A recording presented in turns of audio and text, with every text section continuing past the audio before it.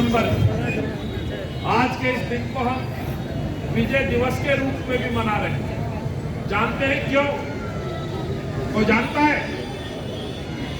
आज ही के दिन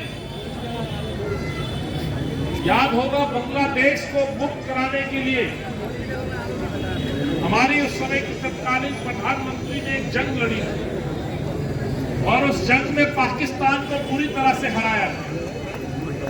लगभग 4000 सैनिक हमारे शहीद हुए, लेकिन उस लड़ाई में, उस ऐतिहासिक युद्ध में इंदिरा जी के दृढ़ संकल्प और निर्णय ने बांग्लादेश को पाकिस्तान से मुक्त करा करके आजाद बांग्लादेश का गठन। आज आजाद बांग्लादेश को तो 50 साल हो ही गए हैं साथ, लेकिन उस पाकिस्तान को हराने के उस महान युद्ध में, जिस युद्ध की कल्पना शायद किसी ने नहीं की थी, लेकिन उस समय की हमारी प्रधानमंत्री इंदिरा जी ने अपने सैनिकों पर विश्वास करते हुए ना केवल पार्लियामेंट में संदेश दिया था कि हमारे सैनिक जीतेंगे, समय लग सकता है लेकिन जीत देशवासियों की हो। यही कारण है कि इरान में 1000 से ज्यादा पाकिस्तान के सैनिकों को घुटनों के बल बैठा करके समर्पण करने पर मजबूर कर दिया। आज उस नेता को हम याद कर रहे हैं और आज इस दिन को हम विजय दिवस के रूप में मना रहे हैं। साथियों, साथ ही साथ हम उन सैनिकों को भी याद कर रहे हैं। जनरल विपिन रावत साहब जो आकस्मिक हमारे बीच से चले गए, मैं आपसे हाथ जोड़ के आग्रह करना चाहता हूं, जन जागरण पे मैं बोलूं उससे पहले मैं उन शहीद जवानों के लिए 1 मिनट का समय आपके द्वारा श्रद्धांजलि के रूप में मौन व्रत रख के उनको हम शांति के लिए दुआ मांगे। मैं मंच पे सभी साथियों से गुजारिश करूंगा, 1 मिनट का मौन जनरल रावत साहब की धर्मपत्नी मधुलिका और साथ में शहीद हुए उन सैनिकों को उनकी शांति के लिए 1 मिनट का हम ओम कहते के साथ हमारा मौन धारण शुरू होगा और ओम शांति के साथ खत्म होगा। ओम।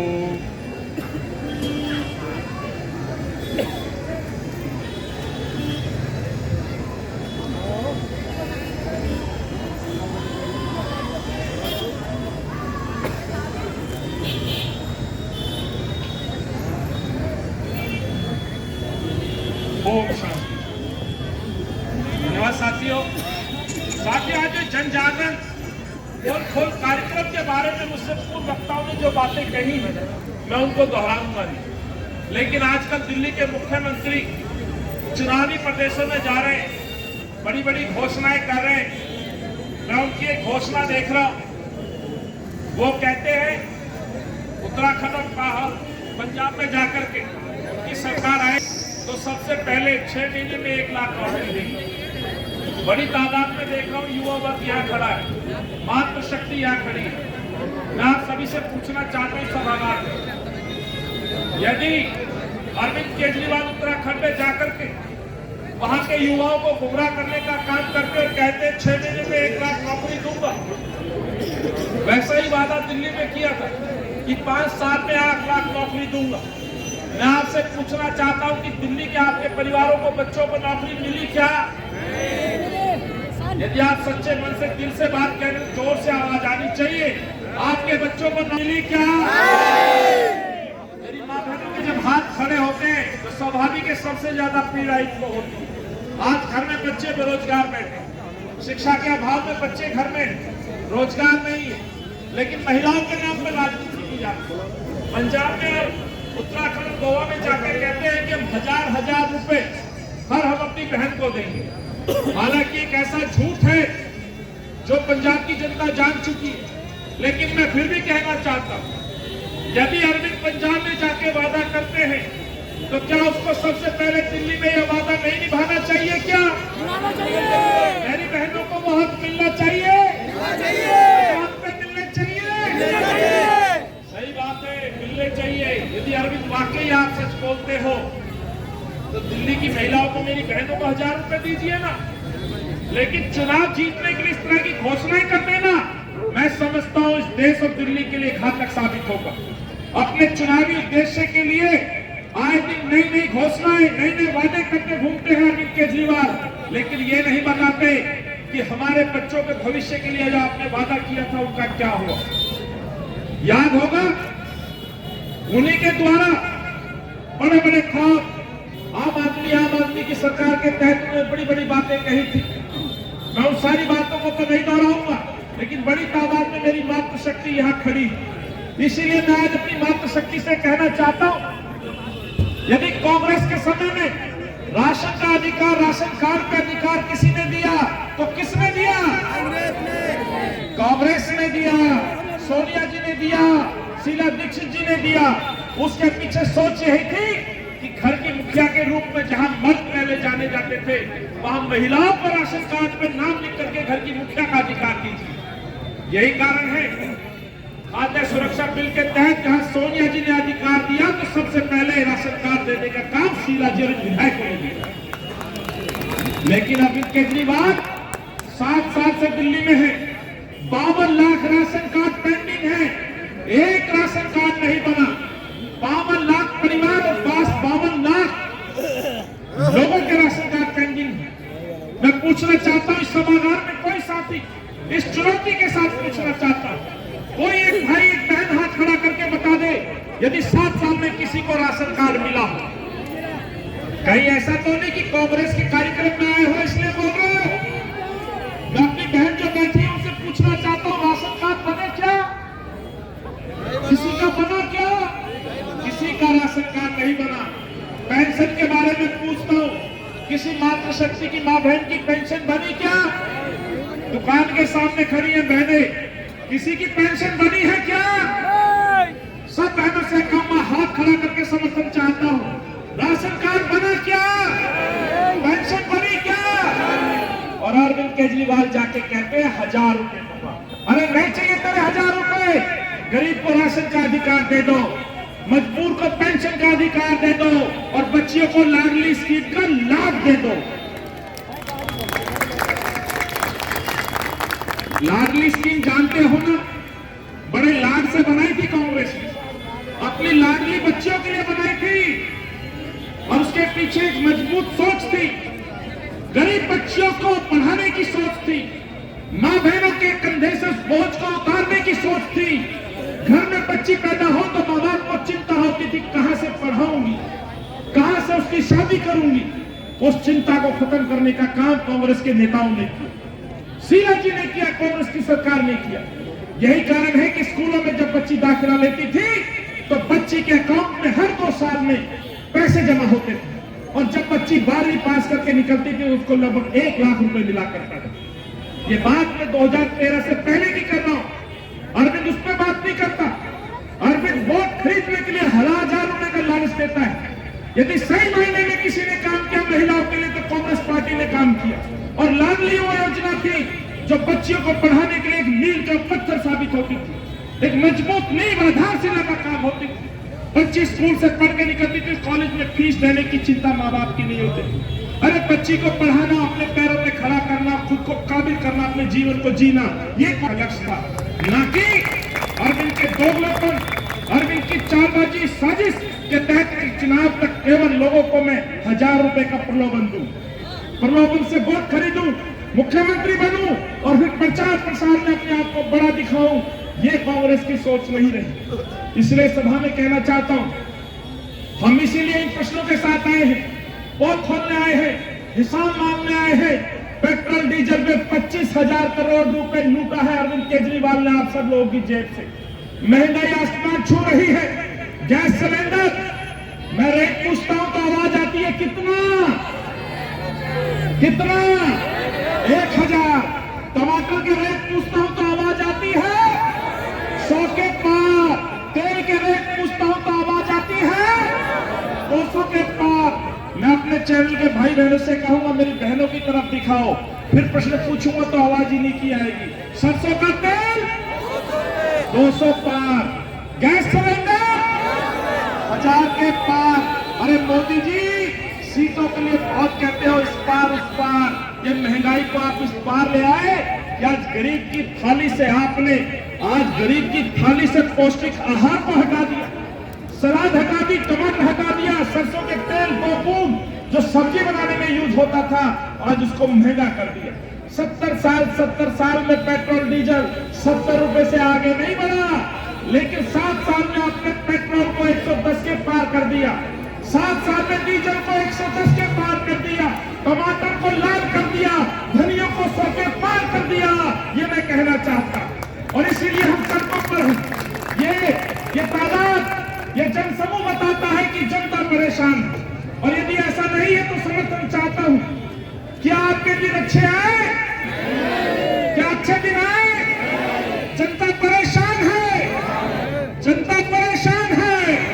यही साथियों, दिल्ली के मुख्यमंत्री चुनाव जीतने से पहले बड़े बड़े दावे करते थे। एक आखिरी बात कहना चाहता हूं, भाई जुबैर ने पूर्व वक्ताओं ने कही, मैं बड़ी तादाद में मातृशक्ति को देख रहा हूं, इसीलिए आज सबसे पहले आपसे पूछना चाहता हूं, शराब के ऊपर बहुत वोटें ली, शराब नीति पे विश्वास दिलाया, अपने मैनिफेस्टो स्वराज के अंदर बिंदु नंबर 6 पे ये कहा गया कि दिल्ली के अंदर यदि कोई शराब की दुकान खुलती है तो आरोप नेता और कर्मचारियों पे लगते थे, भ्रष्टाचार के आरोप लगते। यही अरविंद कहा करते थे, यदि दिल्ली में कोई नई शराब की दुकान खुलेगी तो पहले किससे पूछेंगे?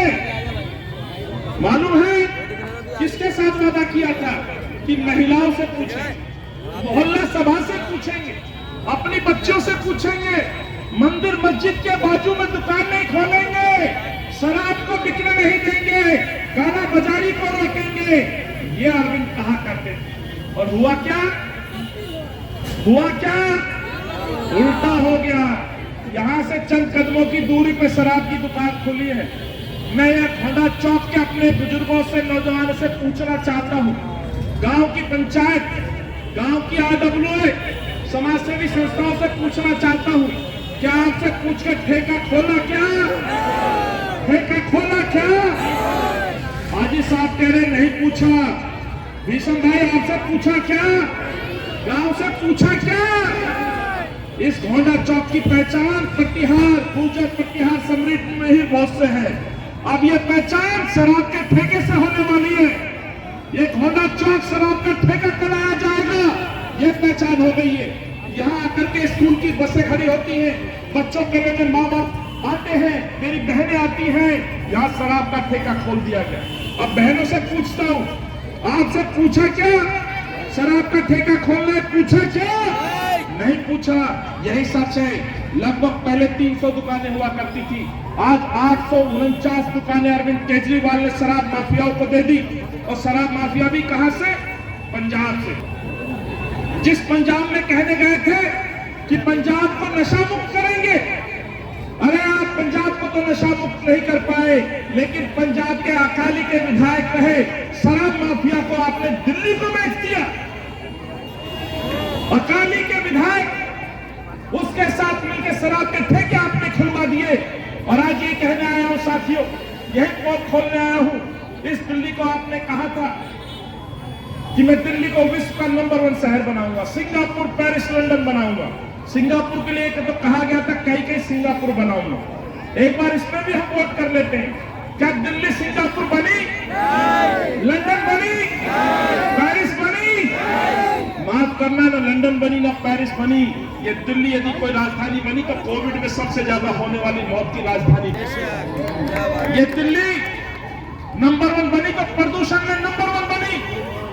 आज मेरी बच्चियों के साथ रेप होते हैं तो बताना चाहता हूं, ये दिल्ली विश्व की राजधानी आज रेप कैपिटल के नाम से जानी जाती है। जिस राजधानी को शिवाजी की राजधानी, फ्लाईओवर सिटी, सुंदर शहर कहा जाता था, आज वो शहर प्रदूषण में नंबर 1, बच्चियों पर अत्याचार में नंबर 1 है।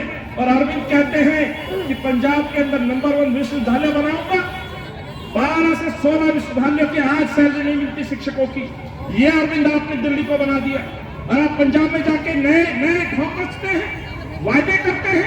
शर्म आनी चाहिए आपको, बल्कि हिसाब चाहिए 7 साल में कि आखिर आपको दिल्ली को क्या बना दिया।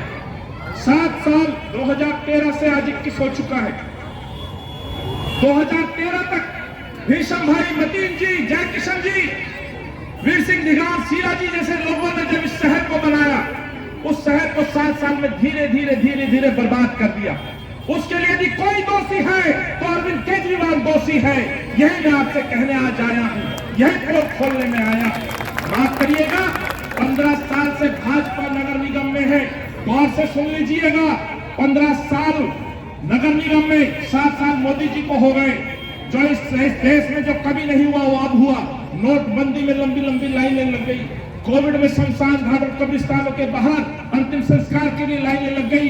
उसके लिए दोषी कांग्रेस के कार्यकर्ता अनिल चौधरी नहीं है, उसके लिए दोषी कोई है तो यहाँ की सरकार है दोषी, और उसी का हिसाब मांगने के लिए आज हम सड़कों पर। भाईचारा के कुठाराघात होता है, मुख्यमंत्री छुप के घर बैठ जाता है, दंगों को झेला है नॉर्थ ईस्ट में। मैं धन्यवाद देता हूं मेरे गांव के चौधरी को, भाई मतीन जी को, जिन्होंने आपसी भाईचारे को दोबारा स्थापित करने के लिए, मोहब्बत कायम करने के लिए युवाओं को बैठाया। मैं बदलने के दौरान राहुल जी आए थे, कांग्रेस का शीर्ष नेतृत्व आया था। आपसे पूछना चाहता हूं, आपने दिल्ली का मुख्यमंत्री को देखा कभी? भाजपा के नेताओं को कभी देखा? इसलिए मेरा नेता, मैं गर्व से कहता हूं, उसने हिंदुओं की बात करी है, हिंदुत्व की बात नहीं करी। उसने उदाहरण दिया है महात्मा गांधी का, राहुल गांधी ने उदाहरण दिया है महात्मा गांधी का कि हम हिंदू हैं, हिंदुओं का देश है, और हिंदू कभी नहीं चाहता किसी से नफरत करें। लेकिन जब हिंदुत्व की बात आती है तो साथियों, वही हिंदुत्ववादी सोच महात्मा गांधी के सीने में 3 गोलियां ठोक देते हैं। जबरदस्ती भगवा सर पे बांध के किसी की जुबान से जय श्री राम का नारा लगवाने वाले हिंदू नहीं हो सकते, वो हिंदुत्ववादी हो सकते हैं। मैं कहना चाहता हूं, हिंदू वो है जिसने मुसलमान की जान बचाई, और वो सच्चा मुसलमान है जिसने कई हिंदुओं की जान बचाई। गवाह हूं मैं दंगों के दौरान, मतीन भाई के साथ गया हूं घरों में, जिन घरों में मौतें हुई हैं युवाओं की, और दंगों में कभी धर्म देख के नहीं मारा जाता साथियों, दुकानें धर्म देख के नहीं जलाई जाती। भीषम भाई का स्कूल जला दिया था, क्या बच्चों का, लेकिन उपद्रवियों ने, दंगाइयों ने, और सच कहूं तो कट्टरपंथी सोच में इस दिल्ली को, नॉर्थ दिल्ली को, आपको नॉर्थ ईस्ट को दंगों में धकेल दिया। अंत में यही कहते हुए आपसे आग्रह करना चाहता हूं, 15 साल में दिल्ली के अंदर रत्ती भर दाग नहीं लगा था, लेकिन 7 साल में दिल्ली ने दंगे झेले। दिल्ली के युवा बेरोजगार हैं, दिल्ली प्रदूषण में बहुत पिछड़ चुकी है।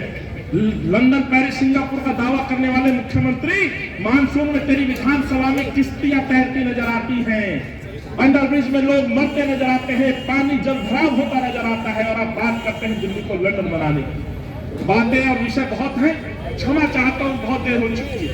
आज लगभग 6 से 7 किलोमीटर गलियों में जाऊंगा, इस संदेश के साथ जाऊंगा, जवाब दो महंगाई पर, हिसाब दो महंगाई पर। लगभग 25,000 करोड़ रुपए अरविंद केजरीवाल प्रचार प्रसार पे खर्च करने के लिए हमसे नहीं लूटे थे। महंगाई पे लगाम, रोजगार, ये तमाम बातों को लेकर के आज हम निकलेंगे। आप मेरे साथ चलोगे, जन जागरण करोगे, और खोलोगे, जाओगे तो नहीं? बहुत बहुत धन्यवाद, आपने मुझे सुना। आभार व्यक्त करता हूँ मेरे गांव के, मेरे सब धर्म के लोगों, मेरे गांववासियों का, भाई भीषम जी का, भाई जुबैर अहमद का। इस युवा क्रांतिकारी साथी ने अरविंद से हिसाब मांगा और जीत करके आया।